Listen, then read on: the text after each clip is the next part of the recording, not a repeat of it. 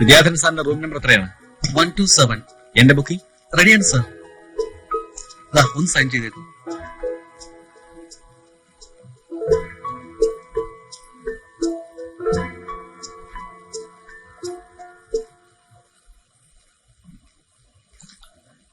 മിനിസ്റ്ററുടെ എതിർ സ്ഥാനാർത്ഥി ആരാന്ന് ഊഹിക്കാമല്ലോ.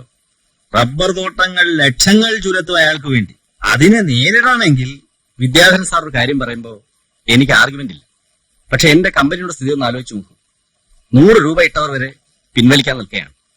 ചെറിയ നിക്ഷേപങ്ങൾ തിരിച്ചു കൊടുത്തുകൊണ്ട് എനിക്ക് കമ്പനിയുടെ ക്രെഡിബിലിറ്റി കൺവിൻസ് ചെയ്തേ പറ്റൂ. അതിനിടയിൽ ഹ്യൂജ് എമൗണ്ടുകൾ വിഡ്രോ ചെയ്താൽ it will be a veritable shipwreck. Company പിന്നെ ഇല്ല. ഇപ്പോൾ ഈ ക്രൈസിസിൽ നിന്ന് രക്ഷിക്കാൻ സാറിന് മാത്രമേ സാധിക്കൂ. Please help me. എനിക്കറിയാമല്ലോ, മിനിസ്റ്റർ ആകെ പ്രശ്നങ്ങളുടെ നടുവില. 50 ലക്ഷത്തിന്റെ ഒരു ആരോപണം ഓപ്പോസിഷൻ വരുന്ന സിറ്റിംഗിൽ മൂവ് ചെയ്യായിരുന്നാ. അവിടെ പിടിച്ച് ഇവിടെ പിടിച്ച് ഇന്ന് രാവിലെയാണോ ഒന്ന് സെറ്റിലായത്. ഇപ്പം മുഖം കാണിക്കാമെന്നായിട്ടുണ്ട്. ഈ ടെൻഷനൊക്കെ ഒന്ന് ഇട്ടെറിഞ്ഞ് 3-4 ദിവസം എവിടെയെങ്കിലും പോയി കിടന്ന് ഉറങ്ങിയാൽ മതിയായിരുന്നു. സാറിനോട് ഞാൻ ഇന്നേ പറയുന്നു, ഊട്ടിയിലെയോ ബാംഗ്ലൂരിലെയോ ഞങ്ങളുടെ ഗസ്റ്റ് ഹൗസിൽ പോയി ഒരാഴ്ച റെസ്റ്റ് ചെയ്യണമെന്ന്. റെസ്റ്റ്. ഇനിയിപ്പൊ ഇലക്ഷനായി, അതിന്റെ ഓട്ടമായി. ജയിച്ചാലും തോറ്റാലും അല്ല, തോക്കുന്ന ഭയമൊന്നുമില്ല കേട്ടോ. രാഷ്ട്രീയക്കാർ തോൽക്കില്ലല്ലോ സാർ, ഞങ്ങളെ പോലുള്ള ബിസിനസ്സുകാരിലെ തോൽക്കൂ. ബുദ്ധിപൂർവ്വം നീങ്ങിയാൽ ആരും തോക്കില്ലടോ ചാർലി. എനിക്ക് ഇത്ര ബുദ്ധിയൊക്കെ ഉണ്ടേ? അതൊന്നുമല്ല, ബുദ്ധിയൊക്കെ ഉണ്ട്, വേണ്ടതിലധികം. പിന്നെ ഭാവിക്കും ഇല്ലാന്ന്.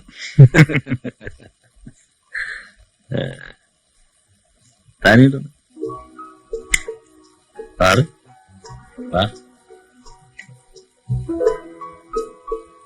മിനിസ്റ്റർ ഇന്ന് രാത്രി എറണാകുളത്ത് പോകും. താൻ ഇപ്പൊ തന്നെ പോയിന്ന് കാണുന്നത് തെറ്റില്ല. അത് കഴിഞ്ഞ് ഞാനും ഒന്ന് കണ്ടു പറഞ്ഞു നോക്കാം. വിദ്യാർത്ഥി സാർ ഒന്ന് മനസ്സിരുത്തിയാൽ.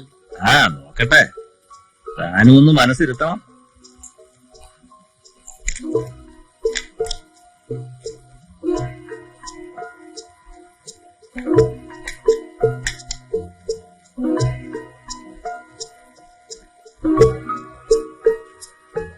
എന്ത് പറയുന്നു അയാൾ?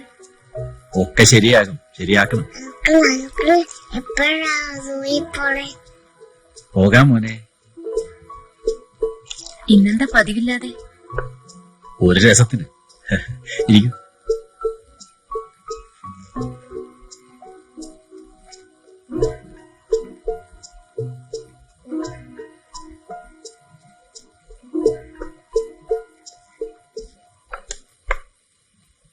റിസപ്ഷൻ. എന്റെ ഡ്രൈവറോട് പുറത്തുണ്ടാവും, ഒന്ന് വരാൻ പറയും. ആകെ അപ്സെറ്റ് ആണല്ലോ ചാർലി. അതെ സൂസൻ, ഇതെന്റെ നിലനിൽപ്പിന്റെ പ്രശ്നമാണ്. ഞാൻ കെട്ടിപ്പൊക്കിയതെല്ലാം തകർന്നു വീഴും. സാർ. അനന്ത, നീ മോനെയും കൊണ്ട് സൂവിലും ബീച്ചിലും ഒക്കെ ഒന്ന് കറങ്ങിട്ട് വാ. മോൻ പോയിട്ട് വാ.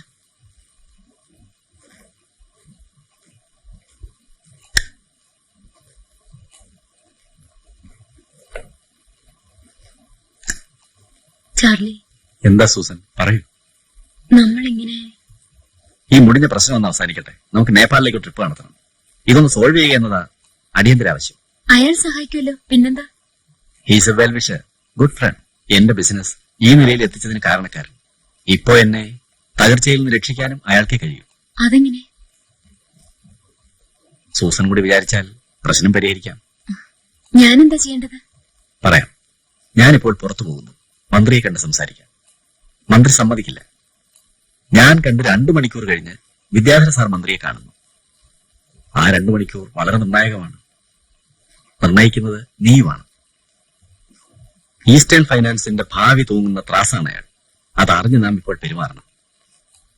സൂസൻ, ഇത് നമ്മൾ 3 പേരുടെ ഇടയിലുള്ള ഒരു അണ്ടർസ്റ്റാൻഡിംഗ് ആയിട്ട് കരുതിയാൽ മതി. ഇപ്പൊ മനസ്സിലായി. നീ വിചാരിക്കുന്ന പോലൊന്നും ഇല്ലതിൽ. It's a matter of 2 hours. ചാർലിയെ മനസ്സിലായി. ചാർലിയെ ഇനി നീ കൂടുതൽ മനസ്സിലാക്കും. വേണ്ടി വരില്ല. ഞാൻ പോന്നു. എവിടെ പോവാൻ? മാറി നിൽക്കൂ. നിന്റെ കുഞ്ഞു വന്നെങ്കിലേ തിരികെ പോകൂ. അവൻ തിരിച്ചു വരണമെങ്കിൽ ഒരല്പനേരം നീ ചാർലി അനുസരിക്കും. അല്ലെങ്കിൽ അവൻ തിരിച്ചു വരില്ല. പറഞ്ഞു മനസ്സിലായല്ലോ. തകർച്ചയുടെ വക്കിലാണ് ഞാൻ. എന്റെ ബിസിനസ് രക്ഷിക്കാൻ എന്തും ഞാൻ ചെയ്യും. ശരിക്കുള്ള ചാർലി നീ കണ്ടിട്ടില്ല. നിന്റെ മോനെ ഉണ്ടല്ലോ, കോഴിക്കുഞ്ഞിനെ കൊല്ലുന്നത് പോലെ കഴുത്ത് ഞെരിച്ച് ഞാൻ കൊല്ലും. പറയുന്നത് കേട്ടോ.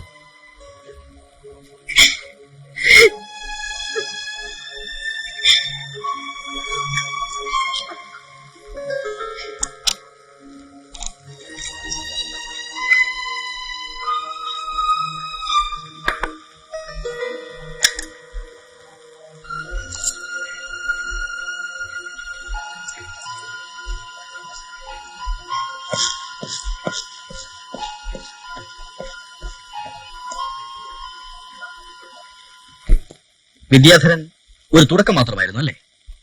കമ്പനിയെ രക്ഷിക്കാൻ സൂസനെ പിന്നെ നിങ്ങൾ പലർക്കും കാഴ്ചവെച്ചു. പറയുമ്പോൾ എല്ലാം പറയണമല്ലോ എന്ന് വെച്ച് പറയുകയാണ്. സാർ ഊഹിച്ചത് ശരിയാ, പക്ഷേ എളുപ്പമായിരുന്നില്ല അത്. ആദ്യത്തെ സംഭവത്തിന് ശേഷം എന്തും ചെയ്യുമെന്ന സ്ഥിതിയിലായിരുന്നു. മരിച്ചു കളയുമെന്ന് വരെ പറഞ്ഞു.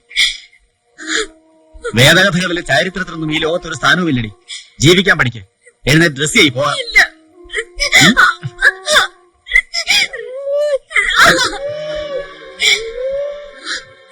നോക്ക്, ചാർലി കൊലപാതകം ഒഴിച്ച് ബാക്കി എല്ലാം ചെയ്തിട്ടുണ്ട്. അതിനും തീരെ മടിയില്ലാത്തവനാ.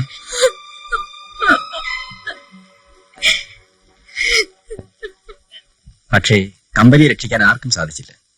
ഇലക്ഷൻ കഴിഞ്ഞപ്പോൾ പുതിയ ഗവൺമെന്റ് വന്നു. നയം മാറി. അതോടെ ആകെ പ്രശ്നമായത്. ആദ്യമൊക്കെ പിടിച്ചു നിൽക്കാൻ ശ്രമിച്ചു. ഒടുവിൽ ജോലിക്കാർക്ക് ശമ്പളം കൊടുക്കാൻ തന്നെ പറ്റാതായി. ബ്രാഞ്ചുകൾ ഓരോന്നായി പൂട്ടി. നിക്ഷേപകർ സംഘടിച്ചു. എനിക്ക് ഒളിവിൽ പോകേണ്ടി വന്നു.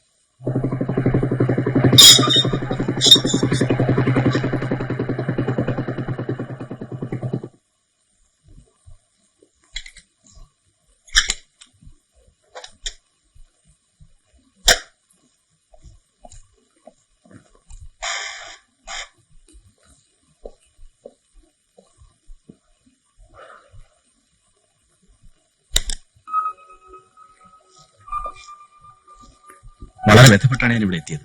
7 നിമിഷത്തിൽ ഞാൻ പോലീസിന്റെ വലയിൽ വീഴും. ഇത് നീ ഇവിടെ സൂക്ഷിക്കണം. എന്താണിത്? എന്റെ സ്വന്തം പേരിലുള്ള കുറെ പ്രോപ്പർട്ടീസിന്റെ പ്രമാണങ്ങളും ചില രഹസ്യ അക്കൗണ്ടുകളുടെ രേഖകളുമാണ്. ഇതാരും അറിയാൻ പാടില്ല.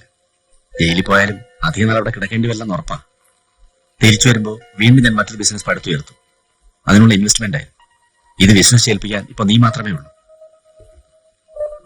പോലീസ് ഇവിടെ എത്താതിരിക്കില്ല. അവരുടെ കയ്യിൽ ഇത് പെട്ടുപോകരുത്.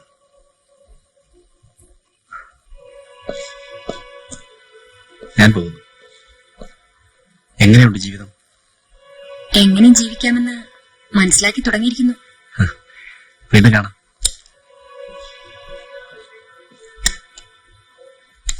അത് ശരി. അപ്പോൾ ആ രേഖകൾ വാങ്ങാൻ 28-ാം തീയതി നിങ്ങൾ ആലപ്പുഴ എത്തുന്നു. അവൾ തരില്ലെന്ന് പറയുന്നു. സാറിന്റെ തിയറി കറക്റ്റ്. പക്ഷെ ഞാനവിടെ പോയത് 26-ാം തീയതിയാണ്. ഇവർ ആലപ്പുഴ ഉണ്ടെന്ന് നിങ്ങൾ എങ്ങനെ അറിഞ്ഞു? ഞാൻ ജയിലിലാണെങ്കിലും എന്റെ സുഹൃത്തുക്കൾ പുറത്തുണ്ടല്ലോ സാർ. ആലപ്പുഴയിൽ മലനാട് മോട്ടലുമായി ബന്ധപ്പെട്ട് ഇവൾ പരിപാടി നടത്തുന്നുണ്ടെന്ന് എനിക്ക് നേരത്തെ അറിയാമായിരുന്നു. പക്ഷെ ആലപ്പുഴയിൽ എവിടെയാണ് താമസിക്കുന്നതെന്ന് എനിക്കറിയില്ലായിരുന്നു. അതിന് ഞാനൊരു ചെറിയ ട്രിക്ക് ഉപയോഗിച്ചു. സ്ഥലം SC ആണെന്ന് പറഞ്ഞു ഹോട്ടലിലേക്ക് ഫോൺ ചെയ്തു അല്ലേ? സാർ അത് അറിഞ്ഞിരിക്കുന്നു അല്ലേ? നിങ്ങളവിടെ പോയത് ഒരു നീൽ അംബാസഡർ കാറിലായിരുന്നു അല്ലേ? അതെ സാർ.